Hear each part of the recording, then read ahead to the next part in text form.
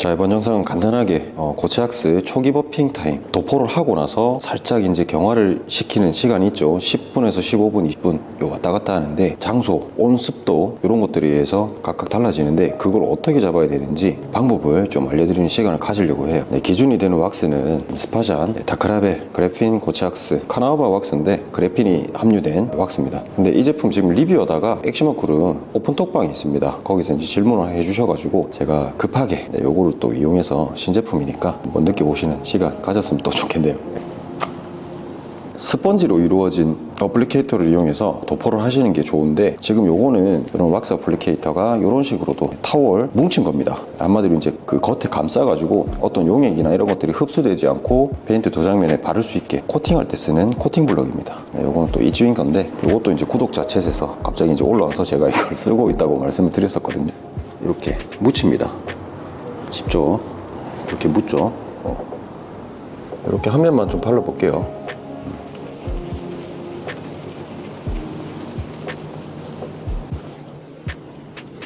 그리고 이런 엣지 부분에 이제 혹은 또 차량 곳곳에 있는 PPF 필름 사이에 낀 고체학스 잔여물을 또 어떻게 효과적으로 제거하는지 도장면에 피해를 주지 않고 제거할 수 있는지에 대한 것도 영상을 올릴 테니까 참고하시면 될 것 같습니다. 도포는 끝났습니다. 사용량이 상당히 작죠. 그리고 고체학스를 도포하실 때는 최대한 얇게 이런 하얀 면이 거의 이제 도포할 때는 보이지 않도록 해주시는 게 좋은데 또 양 조절이 잘못되면 뭐 한 번 지나가도 또 지나가도 상관이 없으니까 너무 한쪽에 많이 발렸다 하면 닦아낼 때 좀 불편함이 있습니다. 코팅층이 두꺼워지거나 이러는 게 아니에요. 어차피 이제 흔히 말하는 레벨링, 그 평탄화 작업 이렇게 닦아낼 때 첫 버핑을 하고 두 번 버핑을 해야 되는데 그 처음 버핑할 때 코팅층이 골고루 펴지기 때문에 코팅층 두께의 이 발림 양이 관여를 하지 않는다. 그 점도 좀 알고 계시면 좋을 것 같아요. 요거를 자연적으로 제가 버핑 타임까지 기다렸다가 어떻게 하는 건지 바로 알려드리겠습니다. 뿅! 자, 일부러 제가 시간이 지나고 나서 확대를 하고 밝기를 좀 높였어요. 지금 이 상태를 좀 보여드리기 위해서. 처음에 바르고 나서 닦아내기 전까지의 과정을 버핑 타임이라고 하는데 그게 왜 필요하냐? 이 고체학스에는 그 오일류가 들어갑니다. 카나우바가 원체 또 딱딱한데 요거랑 뒤섞이게 하기 위해서 용매 역할을 하는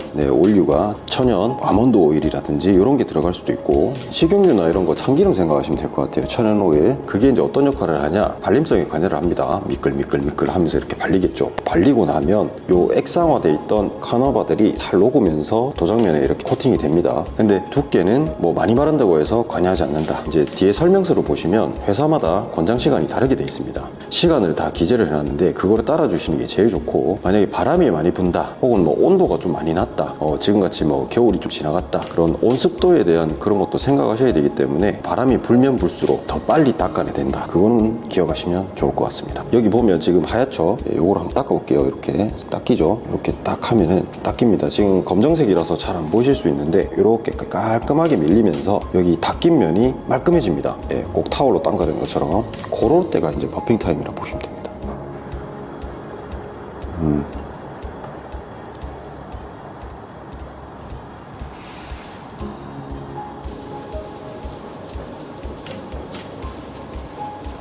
보세요. 지금 버핑 타임이 안 됐는데 이렇게 닦잖아요. 잔여물이 이렇게 엄청 많이 남습니다. 제가 지금 보여드리는 겁니다. 근데 이거를 굳이 이렇게 막 한 번씩 이렇게 확인해서 닦을 수는 없어요. 왜? 차를 한 바퀴 돌면서 시공을 하기 때문에. 그러면 레이어링 할 때도 이제 동등하게 적용이 되는데 레이어링, 곁바르기죠. 왁스를 한번 바르고 그 다음에 또 한 번 더 바른다 이 뜻이죠. 그래서 이렇게 한 바퀴 돌면서 작업을 하고 시간이 얼마 정도 흘렀냐 뭐 차량 크기 상관없이 그냥 한 바퀴 도시면 널널하게 20분에서 25분 이 정도 될 겁니다.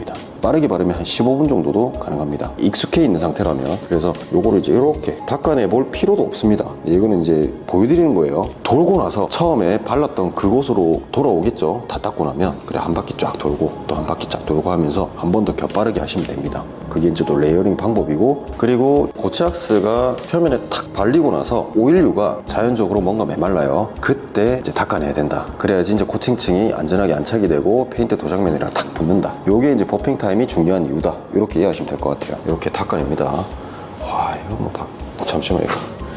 닦임성 엄청 좋네요. 잠시만요.